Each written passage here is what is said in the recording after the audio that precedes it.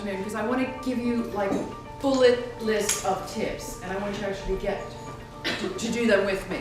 But first of all, this is important. We're going to do a little exercise very quickly with this, which I'll explain in a moment, because it's going to make up part of what you're going to do tomorrow. So you are going to have some homework. It won't take you too long. Don't look at me like that, woman. You thought that was just sitting here enjoying the tea and the coffee? No, because you're going to make another 1 or 2 presentations tomorrow, integrating, bringing together everything that you've learned today. And there's a lot more to learn today. But I did spend a lot of time talking about VAK, visual, auditory, kinesthetic, and I've also thrown, we call it VACOG, which is not a nice mouthful, but we're going to focus, you can do OG, but I would like you to focus more on visual, auditory, and kinesthetic. Okay, now this is the exercise. It's really simple, it's lots of fun. You're going to pair up with a person, okay, and if it's an odd number, either Natasha will do it with you or you can join, the third can join another group, because I think we can still do that.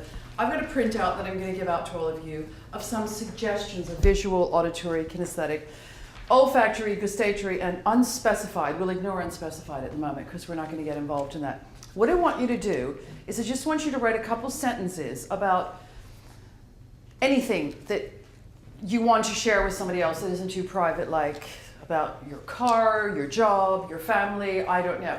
And I want you to make sure that in those 2 sentences you use one from each of these columns. Does that make sense? So you're really focusing on the seeing, the hearing, and the feeling words.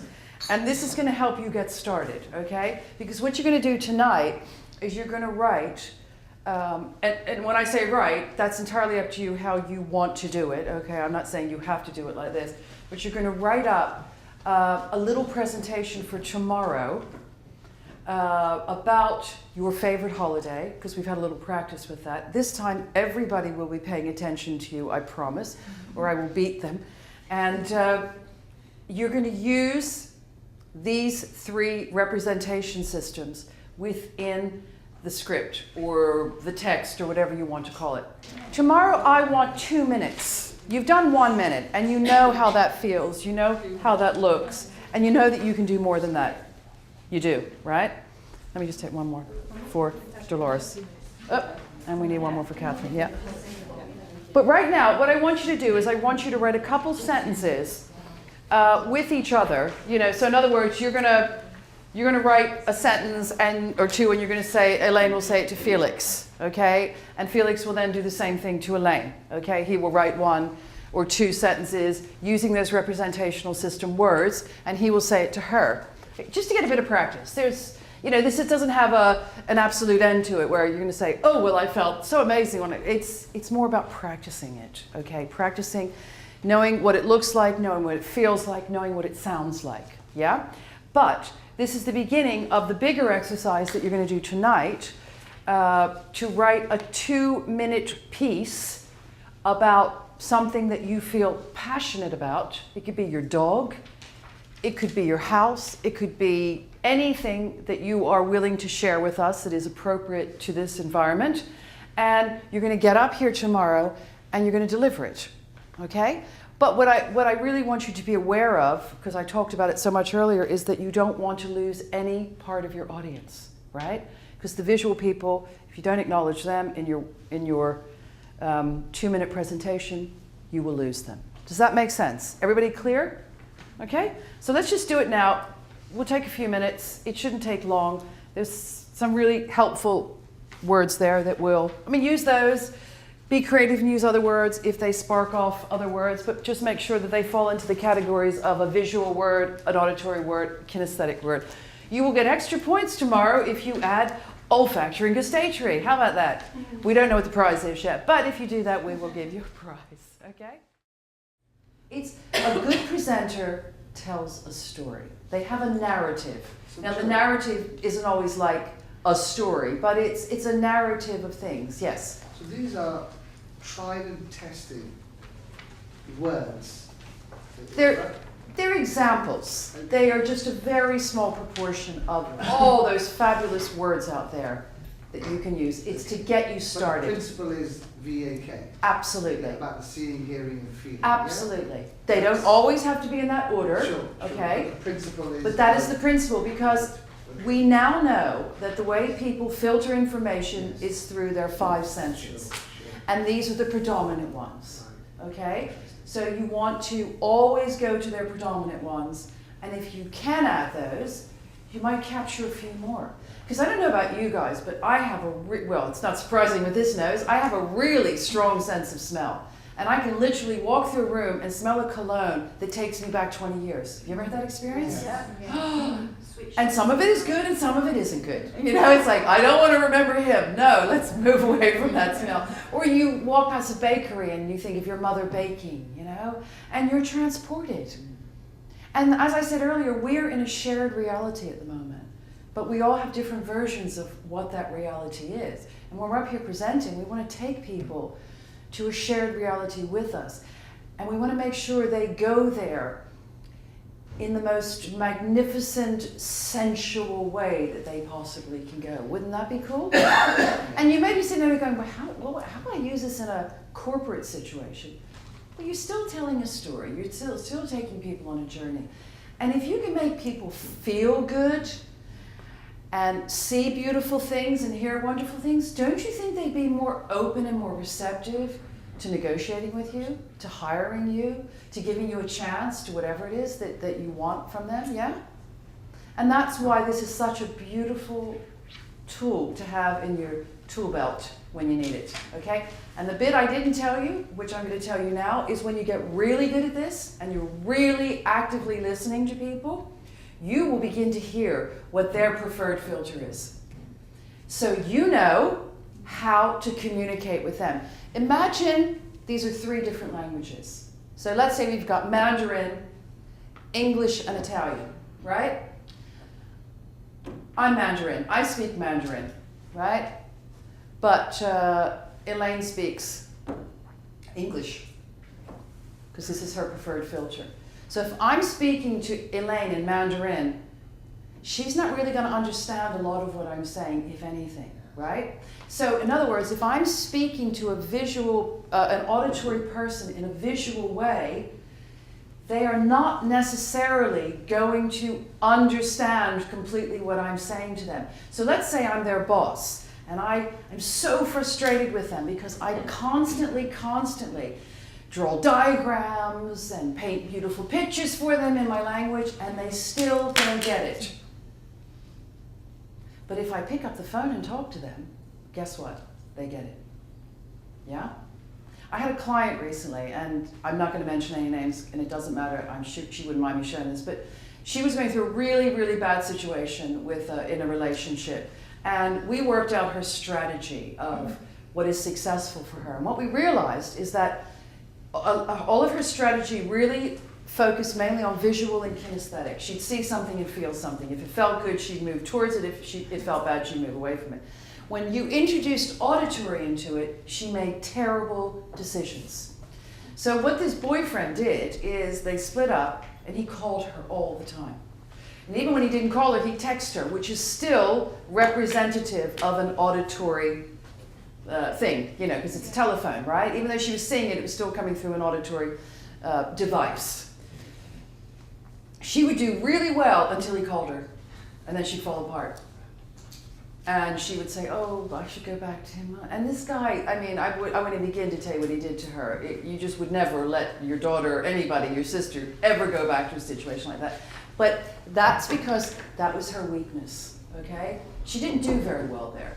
If it was visual, she was on it. If it was, and then married up with kinesthetic, it was even more powerful. But as soon as somebody just talked to her in a very focused way in her ear, so what we did, very simple, we just said, when you go home, you email him and you say, I will not answer any of your phone calls. I do not want to speak to you on the phone. Please email me. It's visual, isn't it? And the whole relationship changed for the better for her. And he called her once in between, and she answered the phone, and she had a setback. But then she bounced back out of it, because you've got to understand people's strategies and how they filter information. And if you're making pictures to an auditory person, they're not going to get it. It's not their fault, you know, but we get very frustrated because we're not paying attention to people. So what I'm going to do is I'm going to go through my tips really quickly and slowly and as best I can. Oh, I love how everybody's like, see? They hear the word tips because I've been dropping that in. Now, remember, and you at home can do this as well. This is great. Just make a list of some of the tips, okay? And you can watch what we're all doing here, and it will be a great thing for you to repeat, rehearse, to practice, right?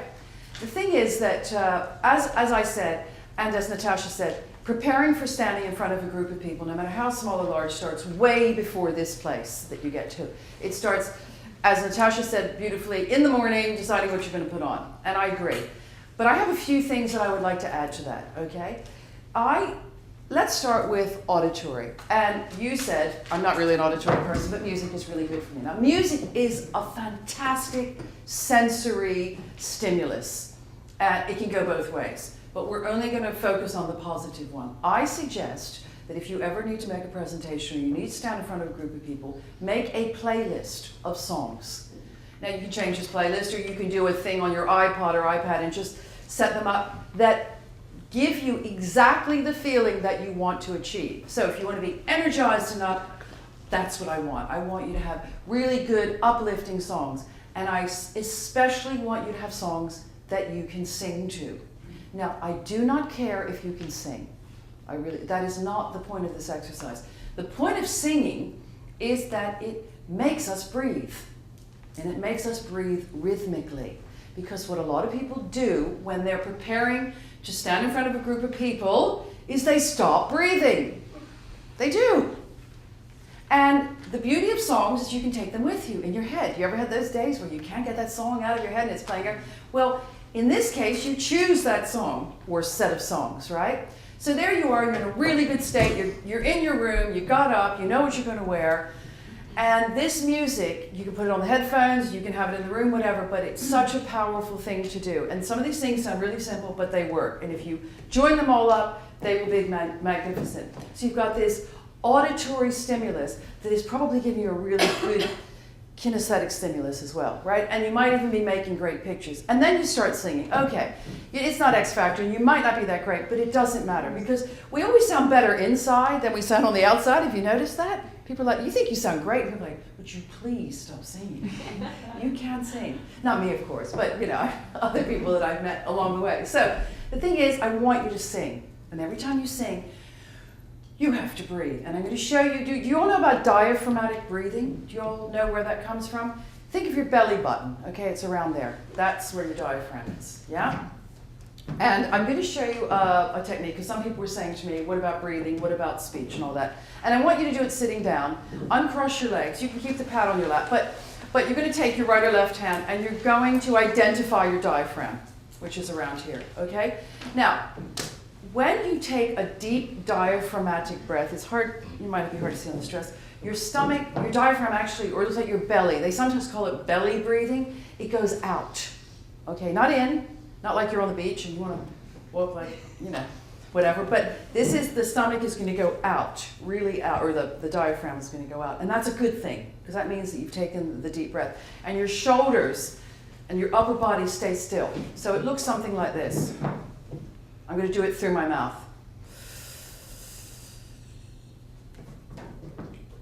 You haven't got a deep I feel like I do right. You weren't meant to make me laugh. Anyway, so we're going to count to 4, right? It's going to be 4, 4, and 4. And it's going to, I'll tell you how we're going to do it first, and then you all do it with me. So we're going to count 4 in, open mouth, okay? We're going to hold for 4, feeling that diaphragm out. And then we're going to exhale for 4. And when we exhale, it goes in. Because you're going to empty it. You're going to push it, push it. This is where singers, actors, anybody that's on stage gets their power from. Here. Okay? It's not the voice as much, it's the power behind the voice. Okay? So we're going to do it. Get rid of this. So remember, it's 4 in through the mouth, hold for 4, 4 out through the mouth, and empty it, okay? Ready?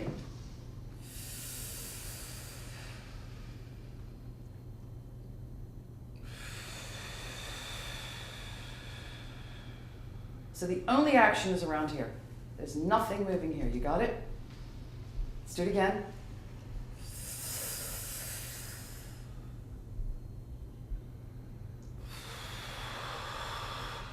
Empty it. Push it right down. Okay? You feel that? Now this time we're going to add a sound to it. Ha. Okay? And we're going to add the ha on the third set of 4, which is the exhale, right? So we're going to do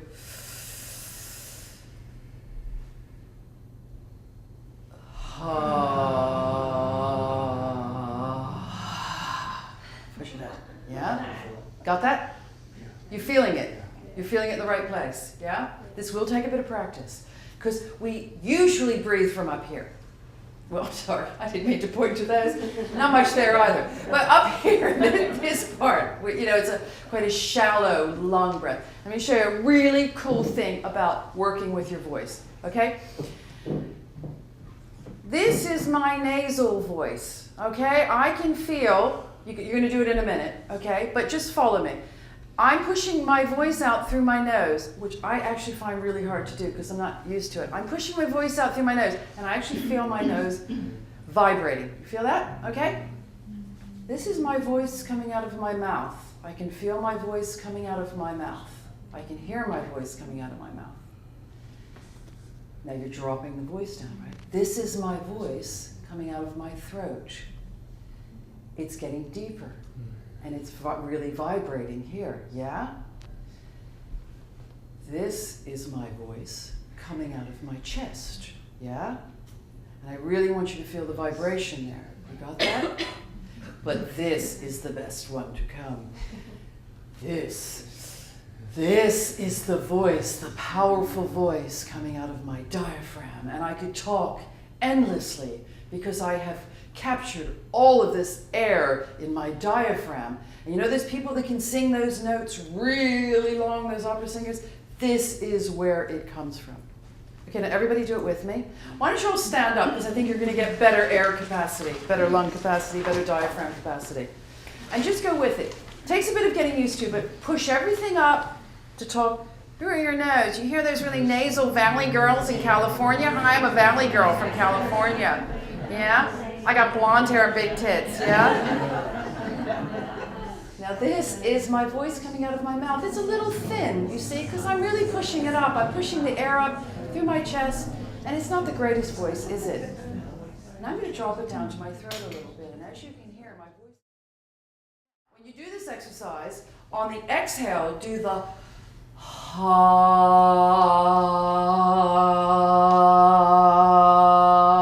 as long as you can. I'm not going to go on, but as long as you can. Because when you add sound to it and purpose to it, and I want you to, as you're exhaling, really open the mouth, go from ha,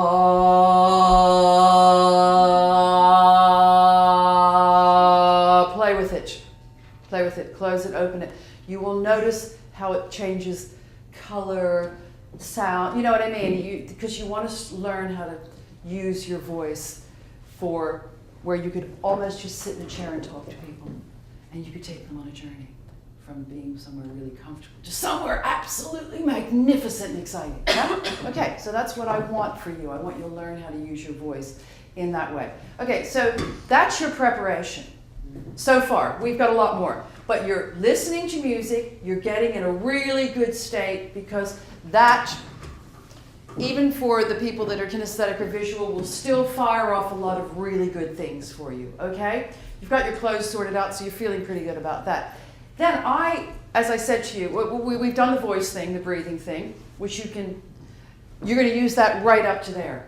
When you're standing there to go on, you're going to be doing your voice thing. You're going to be warming your voice up, reminding yourself where your breath comes from. And I suggest you always do that in a series of 3, because it has actually been proven that 3 deep diaphragmatic breaths refocuses the mind and relaxes you. And it's a physical thing that they have proven by people doing a set of 3 deep diaphragmatic breaths, yeah? So you do that right there. You can add the ha to it if it's appropriate, and the whole audience isn't going to hear you because they might be expecting an opera singer to come out and hey, you're just going to teach them about something medical, yeah? That might not work too well. Or it could really intrigue them. That might be a good way to mix it up. Then I would bring smell into it. And you take a tissue or a handkerchief, you know. This is a literal way of doing it, and there's also another way of doing it, but I take a tissue, and I'll take lavender oil, which I find very relaxing, sometimes too relaxing, and I will spray it on my tissue, right?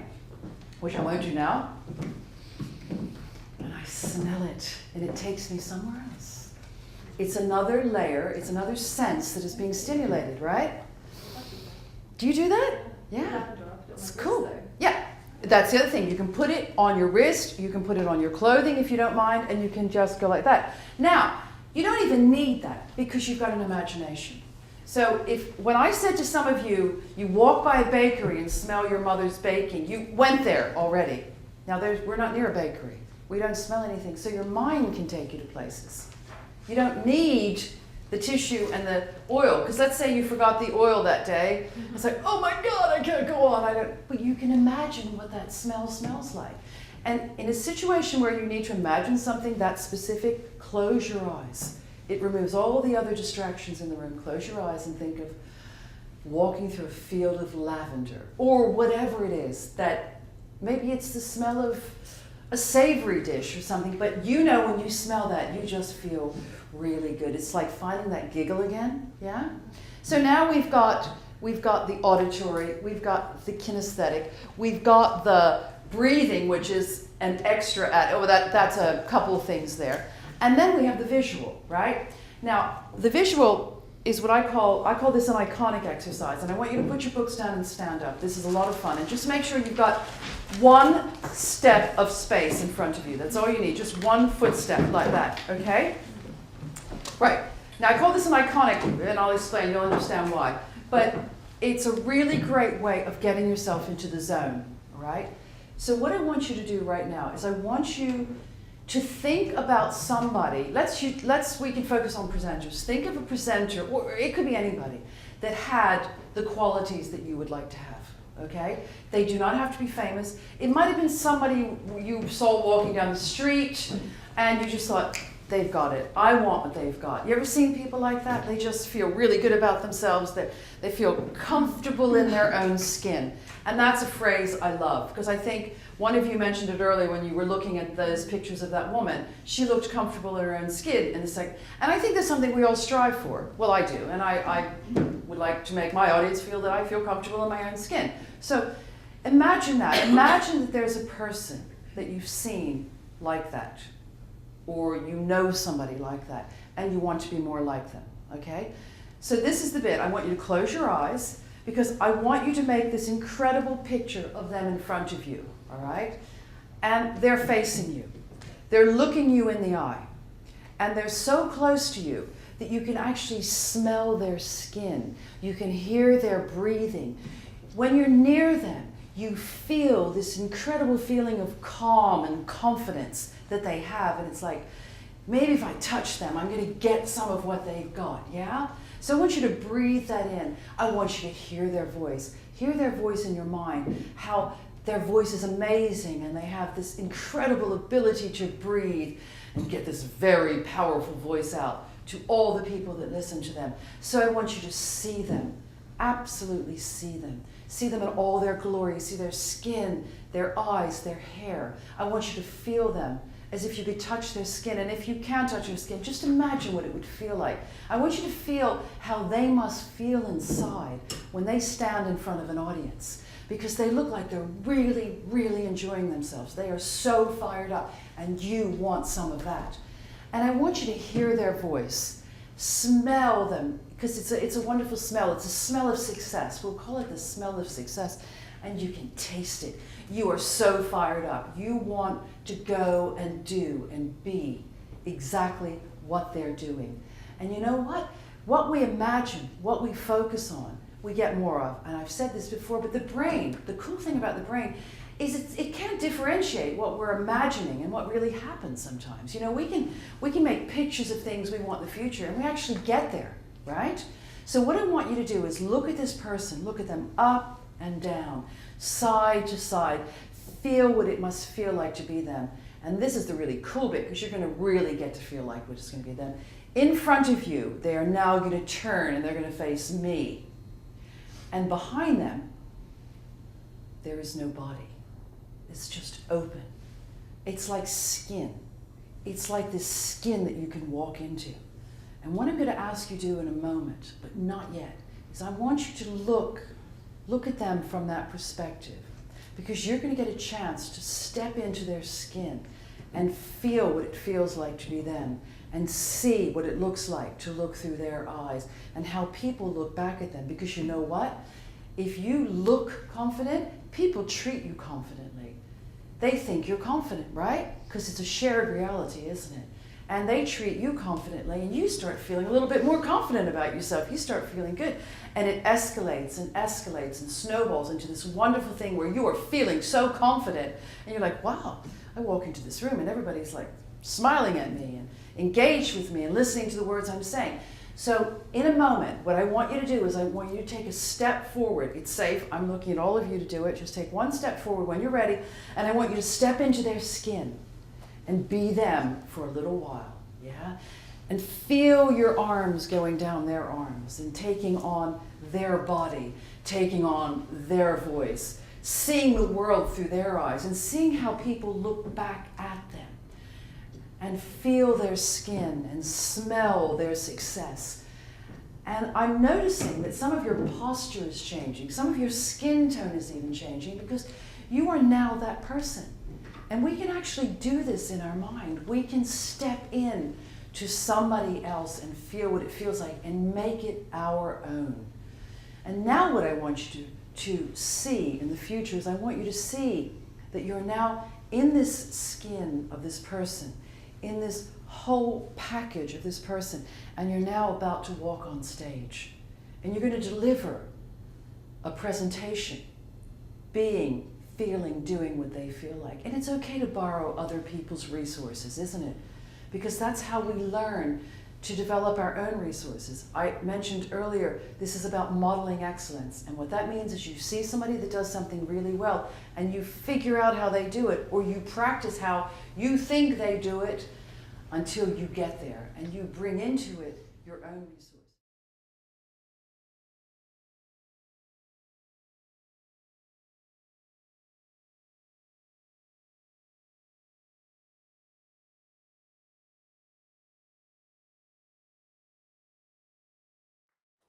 Okay, now, you probably think, how am I going to use this? But, okay, there you are in your bedroom or wherever. You've got your clothes sorted out. You're listening to your music, right? You're doing your breathing exercises. You see where this is all going? You're smelling the good smell. You're getting close to the venue. In fact, in your room, you can do this iconic exercise. And the more you do this, the easier it becomes. And you just literally, you just close your eyes and you'll step in and you'll become, I'll do it this way. I see, it's wonderful to watch people because they're kind of standing there and they stand and they go, ooh, you grew about a foot over there. You really did. I was like, what? You did. You were like, I was like, who's that? You know? But that's what confidence feels like. It just pulls you up. It changes your complexion. You breathe differently. You've seen those people, right? They weren't born like that. People aren't born with confidence. I know people, it's like, is it nature or nurture? And there's that big debate. But I stick with, I believe that it's your environment and how the decisions that you make in your life and the goals that you go for. And it's about convincing yourself that you can do it and focusing on that. And if you're going to fake it till you make it, and this stuff works, this is what I also teach people about owning a room. When you walk into a room, you walk in engaged. You walk in looking around the room and smiling at people. When you put your hand out to shake someone's hand, they cannot look away from you. So you've got a kinesthetic thing, you've got a visual thing, and then you say your name and you've got an auditory thing. That's why handshakes are so magnificent, because it gets all three of them just like that, right? They're yours, aren't they? Hi, hi, my name's Michelle. Hello. And you're Alina? Nice to meet you. Okay, you see, it's all there. She's heard my name, she may not remember it. Some people do, they have a good memory for things, some people don't, but I've touched her. And how I shake her hand is really important. I don't want this. Don't you just hate that? That little weak, wet handshake? And you don't do this. Especially not to Rosie, okay? You know, it's about just looking the person in the eye, a nice handshake with them, and speaking to them at the same time. And bang, bang, bang, you've done them all. That's why handshakes have been around as long as they've been around, and that's why they're so successful, right? So you got all these layers that you're building up to this point here. So let's say that you're at the venue and you got your smell going, you got your outfit going, you got the music in your head, and you're in a really good state. Because remember, this is all about stage. And here you are in the sort of holding area. And you have decided by then what state you're going to be in for the stage, right? So whether you want to come on as a very serious and controlled speaker, and maybe you're talking about death or something that you don't want to come on like this, right? Or maybe you've got to energize the audience and you come straight on, hey everybody, it's good to see you. Hi, my name is Tony Robbins. So you must decide. Remember, it's all about a plan. Remember driving the car and knowing all of the things that make the car move forward. You can't do one before the other. So you layer all of this up to this journey here.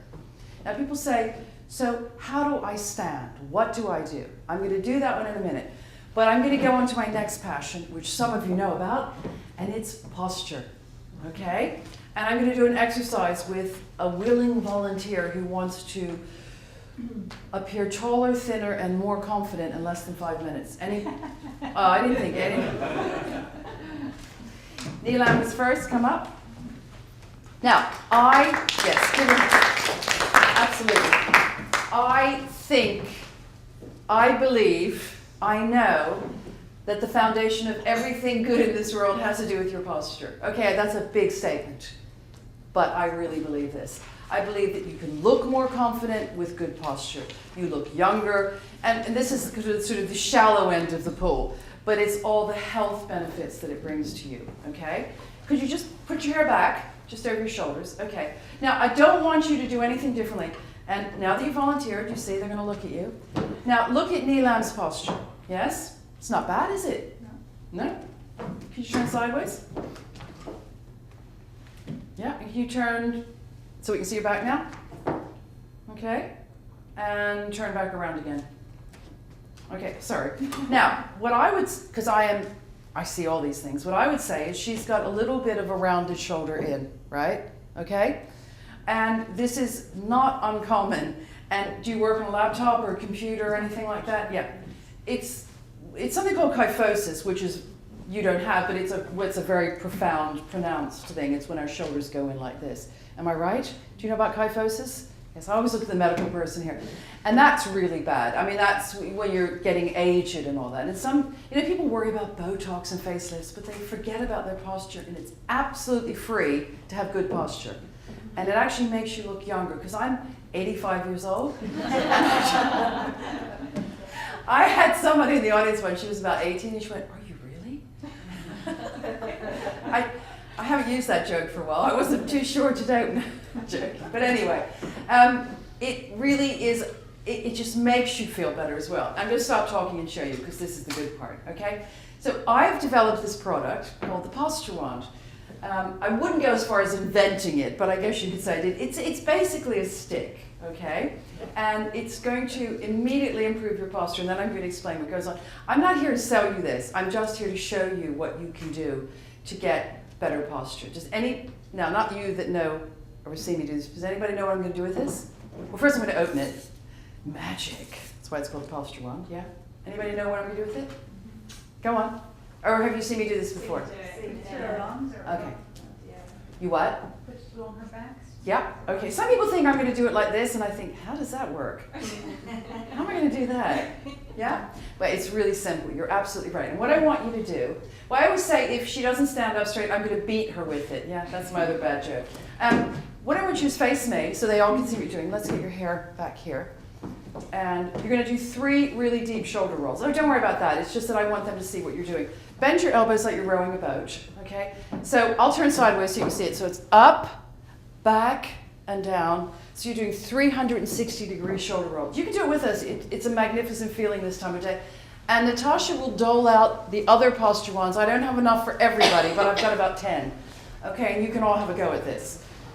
Okay, and then on the final rotation, when she's out like this, this goes here. Turn around, face the audience, put your arms down, and relax. It won't go anywhere. And you see what it does? It readdresses this.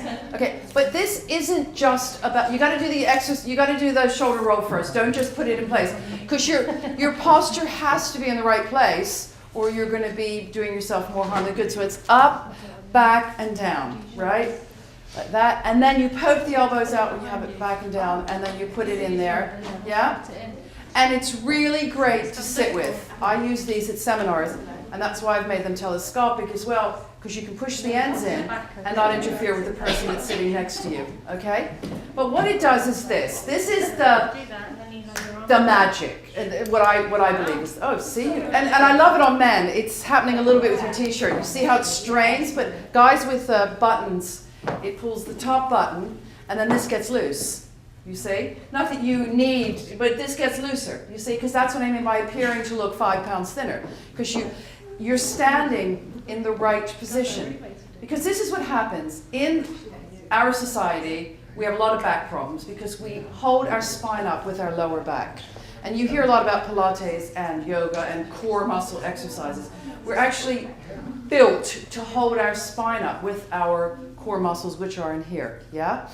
So by strengthening these, we can get better posture, but this expedites it, because what happens is we have something called muscle memory. And again, I'll go back to driving a car. You have learned 40-some things to drive a car, and now you can drive down the motorway 10 miles and think, how did I get here? You ever had that experience? Because you're listening to music or whatever. This creates a new neurocortical pathway of muscle memory, because this will be your default posture when you're just sitting down or standing up, and when you're on the laptop, you'll be like bent over like that. But this is telling your muscles to readjust themselves for a different posture. And it could take 28 to 30 days of doing this every day for a short period of time, like 15, 30 minutes. You can do it while you're sitting down, watching television. You can do it walking around where you don't really have to use your hands. But what I like about it is it's joining the mind and the body together, which is permanently connected. And it's telling it, people say to me when they first use this, I now know what good posture feels like. Because my mother used to say to me, being so tall, stand up straight, stand up straight. What does stand up straight feel like? We think we know what it looks like, but some people actually go too far, or they don't go far enough, right? But the really great part of this is that, as I mentioned earlier, you have all these major organs here, right? Now this, and for people who speak, is magnificent. It lifts the stomach off the diaphragm, the lungs off the stomach, and what it does is it oxygenates the bloodstream better. And if you have more oxygen in your bloodstream, it's going to go to your brain, oxygenate your brain better, and you're going to think better. And does or doesn't she look more confident? That's the real thing, that with good posture, you can walk on it and immediately be treated as if you're a confident person. People say to me all the time, I want more confidence. Well, you can't buy it. Like, you can buy this, you can't buy confidence, right? It doesn't exist as a thing. It is a thought, it is a concept, it is a feeling. But if you can look confident and people go, oh, she looks confident, I think I'm going to go talk to her at the networking right? Then more people are going to approach you. It's very hard to look down when you have good posture, isn't it? I actually feel more confident in. I should have asked you. Tell us what your... I feel the breathing is so much better. I actually do feel more confident, taller. Yeah. And wanting to look forward rather than looking away. Okay. Now what you can do, take it with you. Let me just move these in a bit and go sit in your seat. Okay? And feel what it feels like to sit down. Because for me, that is the real test of it. Now, I can type with this on my laptop. I'm an ectomorph. I've got really long limbs. But the people that aren't built like me, all you do is you bring the keyboard as close as you can and you lean forward from your waist. So technically your spine is still straight, right? And you're leaning forward and it works. It works. Now you're not going to do it for hours and hours and hours, but you're retraining your brain and your body to have a different posture when you're at a keyboard, right? It's like the land of lost words over there has become an anchor for you guys. This becomes an anchor for you. You now know what it feels like to sit up straight, right? You now know when you type that you have more choices than this. You also have this. Yeah. And okay, it's different. People say, oh, this feels a bit weird. But you get used to all kinds of things. We get used to all kinds of weird stuff. Some stuff we shouldn't get used to, we do. But this is a good thing to get used to. And it's not curative, it's preventative, but I have used it with a lot of people that it's just come out. I literally got it this week from China because these are the first real products. But I've been using it in another form, which wasn't so good. And people say, you know, it really relieves my back pain. Because it kind of lifts, I call it a body lift, it kind of lifts them up. You're kind of like hanging, and when you close it, you'll see my little man with the logo on it. He's kind of standing like this. And that's how I see it. It's a new way of standing, a new way of sitting, and it's going to save you in the future a lot of problems, a lot of back pain, a lot of, you know, the compressed organs here and the not breathing well, and so much about staying well is breathing well. Would you agree? Yeah, it really is. It's really about breathing well. And if you think about it, oxygen is what keeps us alive. The better we can breathe, the more oxygen we get in, the more value it adds to us. And I would even say the longer we live, you know, or at least we live better. So you're getting ready to come up on stage. So people say to me, how do I stand? What do I do? Now, the point is that you don't always stand in one place all the time, but I'm going to give you what I call markers, places to go, to know, because isn't it great when you know what to do and you do it and you hit that target? But when you just kind of walk up on stage and say, oh, well, should I stand here? Should I just, do you love those people that wander back and forth like they're waiting for their wives to have a baby or whatever, you know, in the waiting room here, and they hate me because my heels are making so much, pardon? Yeah, it is tiring. It's tiring to do and it's tiring to watch, like the man with the rocking, you know. So what I'm going to, these are suggestions and they're starting points, okay? When you come up onto stage, decide where you're going to end up. Don't figure it out when you get up there. So this is very nice here because we've got this line down the middle. And where I'm going to end up is between these two sets of screws or whatever they are. Not the first two, but the second two. Okay, you all see that? And tomorrow I'll put an X on the spot, so it'll make it easier for you. So when I come up, now, and Natasha mentioned this to me, and it's really important. I believe it's really important because sometimes people can see you enter the room, right? You don't have like curtains and then you just appear out of curtains. Sometimes you enter the room this way, or sometimes you enter the room through the back door because the person's up there doing the big announcement, and now we have Fresh from America. Yeah, right. And then you walk up through the crowd, right? Now this is part of your first 7 seconds, isn't it? You're gonna schlep up like this and kind of put your head down, and no, what you're gonna do is you're gonna, from the moment you walk in that door, your 7 seconds begins, you are on. And you come through the door and you've got your posture all sorted out, right?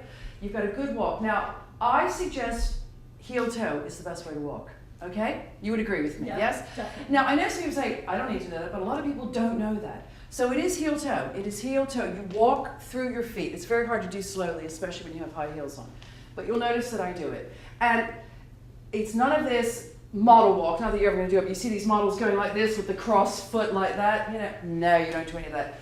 Ruins your balance. This is like walking on a tightrope. Look at it. You know, you're sort of balancing like that. So what you want is you want foot next to each other. So you want heel toe, heel toe, heel toe, heel toe. And if you're walking well, rhythmically, your arms move, and I'll do it this way so you can see it, counter to which leg is going, right?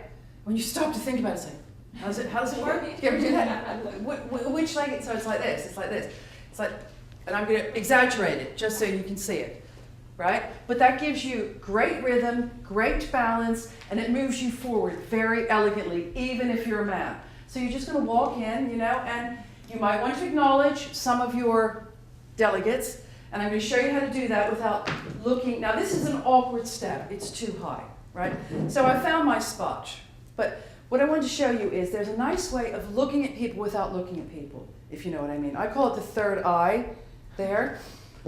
And if you look at your person sitting next to you, and you look here, they think you're looking at them in the eye, but you're not looking at them in the eye. But they don't know that, okay? Because when some people look another person in the eye exactly, they fall apart. If it's like a wedding and they're walking up the aisle and they look, oh God, they start crying, you know, or they start giggling or whatever. Now, some people find even that too close. So then you bounce off the top of their heads. So when you're walking, you're looking at people, but you're just skimming the tops of their heads. They don't know that, do they? They think, oh, wow, she's looking at me, right? And what do people like more than anything else in the world? To be noticed, validated, have some attention, yeah? So I'm just skimming the tops of your heads, and you're all thinking, wow, she's really confident. She's looking at me. No, I'm not. I'm not going to tell you that, right? So that's another little trick, right? You do that. You come up to this awkward step, and you feel your position being here. Now, this is what I call a two-dimensional pose. Up and down, side to side, very boring. Step away from the two-dimensional pose, okay? You're going to go into a three-dimensional pose, because what is interesting for people to look at, and remember they're looking at you, let me just close this so you can see, is that you have shape and movement, yeah, and not static like this. And it's very hard to pivot and engage your audience when you're standing like this. So you have a choice. You take either the right foot back, like that. This is a real model pose, I know. And guys, I can show you a more butch way of doing this, okay? And it's sort of, they call it a T-stand. This is too severe for most people to stand like this. But what I've done is I've cut my body in half, watch. Or I've taken a quarter out. So I'm standing like this, and then I go like this, okay? I look different, don't I? You would agree, and it's hard for some of you to see it. And what happens is it creates movement in a static position. It also means that I can pivot and I can engage my audience. This is a little bit, so I'd bring this foot around a bit. It's almost like a V, okay? And that's what I would suggest for guys. You do a V, okay? And you use, and stand up and do it with me, okay? Because then you'll really get it. And what happens is, then you have this incredible area to move in, yeah? Isn't this much, it's more flow. Right, so for the ladies, start out like a T. So the back foot is the top of the T, the front foot is the stem of the T. I want you to start out really extreme. I'll get you guys in a minute. And now soften it a bit, okay? So you're almost like an L, right? Now guys, you're like a V, yeah? Bring the heels together, but do it side, how can I explain it? You're not doing it like this. You're not a V like Donald Duck or anything. You're sort of this way. Or this way if you feel more comfortable, right? So the V's facing, the V's like 2 o'clock, 3 o'clock, kind of. Yes. Yes. And it's also a good way, if somebody's talking to me and I stand there like that with them, I look pretty involved. I look pretty attentive, don't I? I've stopped all the movement around me. I'm not going, really? Oh, okay. So, you know, I'm actually focused on them, I'm calm, and I'm looking at them. You have my full and undivided attention. And I think that's what people want, because you felt what that felt like before when you didn't get it. It really pissed you off, didn't it? So, but you also take control of this. If somebody isn't paying attention to you, like I said to Osama earlier when you were all having tea, he said, what if there are people in the front, we talked about having like negative energy, toxic people in the front row, and maybe they're talking the whole time. If you're in control and you're together, you can walk up to them and say, wow, you guys, you want to share with us what you have to say? Because you seem to be in this really involved conversation. Or maybe you have a question. Smile, right? In other words, shut up and get out of my room. But that's too aggressive, that's too in your face, and then you open yourself up to all kinds of things that you don't want to go. And then people are sitting there going, oh my God, it's going to turn into an argument. What are they going to do? Are they going to make them leave? Are they going to do this? No. You take control of it by being really nice to them.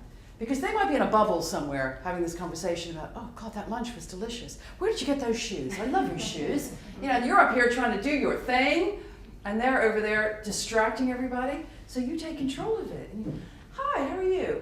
You seem to have this really lively conversation. You want to share with us what you're talking about? You want to maybe have a question, yeah? And then everybody's like looking at them, waiting to see what they are going to do, and that will stop them, just So- like that. So, Jen, now at that point, Mm-hmm. you're asking them something. Yeah. Are you relaxed or are you on the front leg? It's entirely up to you, but what I would choose is and this can become the headmaster pose Yes. as well. Can you see that? Yeah.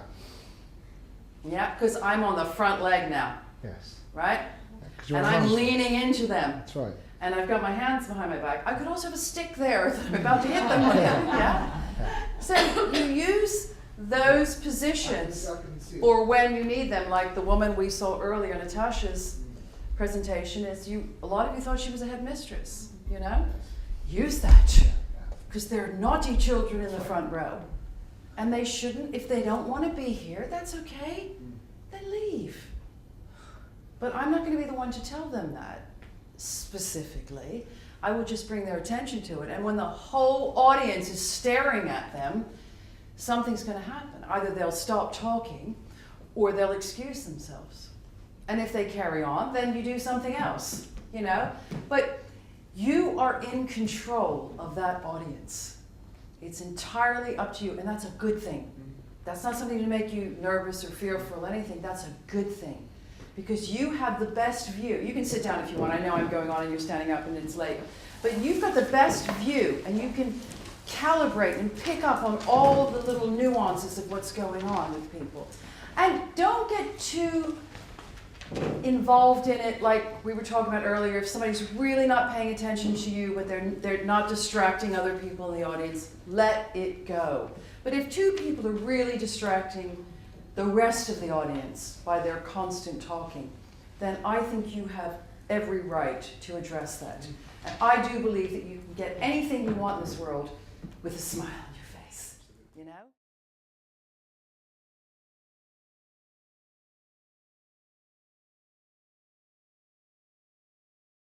This is one of my favorite exercises. I have many, and the people at home can do this with us, because it's really easy to do on your own once you know how.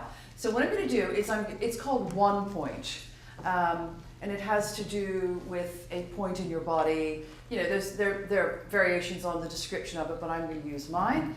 And it's about, well, I'm not going to tell you what it's about. We're going to do it. How about that? So what I'm going to do is I'm going to demonstrate it with an audience member, and if whoever's phone that is could turn it off, I'd be grateful.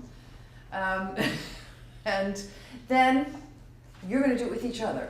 Because I think it's great, to learn something is great to watch it, maybe make mental or physical notations of it if you wish to do so, you don't have to, and then to actually do it yourself. And then you really, really nail it, yeah? Right? Can everybody see? There's not a lot to see, okay? But I just feel more comfortable down here for this one.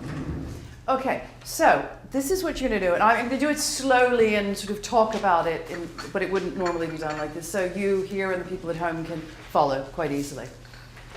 What I want you to do is I want you to think of a situation that makes you very anxious, okay? And it could have something to do with public speaking presentation, or it could have something to do with something else, and we don't need to know what it is, all right? But if you had to give it a number on a scale of 1 to 10, that 10 being the highest and 1 being the lowest, that it would be a very high number for you. And take your time, and if it helps to close your eyes and visualize something, hear something, feel something, whatever, then do that, okay? But I want to begin to see your body responding to what you're thinking about, in that it may get a bit more tense, her skin tone may change a bit. I don't know what's going to happen, okay? But it will definitely affect her, because we can make very clear pictures of things that stress us out very easily, as you've all been doing up to yesterday about public speaking and presentations. Are you In the zone of that, how would you describe between 1 and 10 the feeling, the intensity of this? 10 being The highest, yeah. I'd say 7, 8. Okay. Let's step to the middle a little bit further out here. That's it, because I want to show you. Okay, now I'm just going to gently push on your arm, but I want you, and if it helps to keep your eyes closed to make a better picture of that and remove all of the people and the distractions in the room, then please feel free to do that. I'm just going to gently push on her, right? And she's quite loose. Can you see that? You see how loose she is? Right? And I can do it from this side as well. She's not very strong, you know, inside. She's all up inside of her head, making pictures, firing off feelings of something that really distresses her and causes her to feel, in anxiety terms, about an 8. Yeah, are we still around an 8? Okay. So what I want you to do is I want you to open your eyes, and I want you to just have your feet to match your shoulders in width, okay? And you feel really balanced and planted in the ground, okay? Now what I want you to do is I want you to, for one last time, I want you to think about that. And it's around a 7 or an 8. Is it still there? Yes. Okay. So what I want you to do, Alina, is I want you to start dropping these feelings down to here. Can you hear where I'm snapping my fingers? This is, again, it's around the belly button, okay? This is one point here. It's an Aikido, I believe Aikido, they use this term as well. And I want you to start dropping these feelings down so that they're just kind of draining out of you, okay? And just listen to the snapping up, and I'm going to just touch you very gently around here, okay? So I want you to drop everything down. So in other words, I want you to stop thinking about it and drain it all down to this part of your body, okay? The center of your body. It's very close to there. Good, okay. And what number is it now, would you say? Be honest? The same. Okay, but what I want you to do is I want you to stop thinking of it in such an anxious way and let it just trickle down your body so it comes down to this part of your body right here. I'm touching you again, okay? So just drain it out. Just drain, because what's going to happen as you drain this out, you're going to find your strength to deal with this in the future if you have to deal with it again. It's kind of difficult because there's no money here as well. So. Okay, well, whatever, you getting that feeling there, that sort of feeling in your gut of a little bit of anxiety? Okay, so what did we do earlier when you feel something like that? You spin it in the opposite direction, all right? But bring it down here and spin it in the opposite direction. Yeah? Take your time, because I had you up quite high. So I want you to bring this down, very gently. Feel it coming down your solar plexus, down your chest, that's it. Down, trickling over your diaphragm to the center of your body there, and you're spinning it in the opposite direction. Yeah? Hearing where I want it to come to.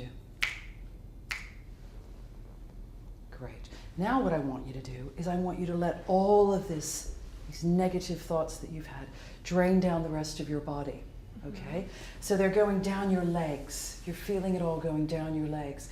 And what's going to be so incredible about this is all this negativity that is draining out of your brain and you're shutting down these voices is as it drains down your body and as it hits the floor, it's going to grow roots and give you strength like a big oak tree. Yeah? So this is what I want you to do. I want you to let it drain down. That's it. Let it drain down you. Let it now run down your legs. And it's going to go right down through your feet, trickle down your toes. And as it hits the floor, it's going to grow these big, strong roots.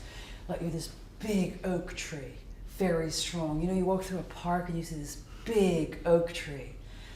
And the wind tries to move it, and only the leaves move because it's this very strong, big, thick, powerful, very balanced tree, and nothing moves it. It stays still, and all you can hear is the rustling of the leaves, and the tree hardly moves. Are you feeling that now, those roots of strength growing into the ground? That's it. And you're feeling very, very rooted in the earth, like nothing can move you. And all of those terrible pictures and thoughts, you've just controlled and you've got rid of them. And you said, I'm not going to focus on that. I'm going to turn you into something much more useful, much more productive, and much more powerful. And you're going to make me strong, very strong. Where would you say the number is now? Give it a number. I don't feel this now. Okay. What I feel is it's a weird feeling to have roots. It's good to have roots, isn't it? It's very good to have roots. So, okay, let's focus on that. Let's focus on your roots. And in a moment, I'm going to touch your shoulder as I did before, and something magnificent is going to happen. But we've really got to get those roots planted. And those roots are now spreading. They're spreading under this floor. They're spreading out of this room. Nothing can move you. You are centered. You are focused. You have drained all of the negativity out of your brain. And there's all this room to fill it with other, better, more resourceful thoughts and feelings, yeah? And now I'm just going to touch your right shoulder and push on you gently. And look at that. Okay, I haven't told her what's going to happen. And I'm pushing on her just the way I pushed on her before. I'm coming to this side. She is strong like a bull, very strong like a big oak tree. Big, powerful oak tree. And now what I want you to do is I want you to imagine that picture, just flash it up again, that picture of that anxiety-making situation that you had before, but feeling the way you feel now. Focusing on that center of your body, centering yourself, growing those roots, letting all that negative energy turn into this positive root system that is keeping you upright and powerful and strong. And have you noticed her posture has changed? Have you noticed her breathing has changed? Did you see her complexion change a couple of times? She went red, now she's gone back to a much more natural look. She's got rosy colored cheeks, which I think look quite good. And she is, I'm going to touch you now, still very strong. Now, I think Rosie will back me up here. She didn't know what I was going to do. I am pushing on you in the same way I pushed on you at the beginning, aren't I? Yes. Yeah. I'm actually pushing a little bit harder, okay? And this is what happens when we control what is going on in our brain and turn it into something else. And this is such a magnificent exercise that you can do before you go on stage, before you have to deal with any situation that makes you anxious. And it's so simple to do once you know how to do it. And the beauty is that no one knows you're doing it, because you just stand there, right? Balanced, good balance. Feet are shoulder width apart, yeah? You take all those crappy images and feelings and you start letting them trickle down your body. Trickle down, get them down to that one point there. That's it. And I hope you're all doing this at home with us and you're all getting the same results. But then as it moves down your body, this negative energy becomes this positive, productive system of roots, and you find your strength. So I want you to bring up that picture again. I do have it. It's very small. Okay, it's very and small. It's far away. When before it was, Right. in front of me and bigger, and there were emotions, and now it's just a little An fainter. incidental little speck in the bottom left-hand corner, yeah? Mhm. A number, can we give a number to your feelings right now? 0. Oh, my. Okay. Nothing there. It's like. Just 0. It's just very small. Hey, 0 works for me. I'm really happy with 0. It's like a small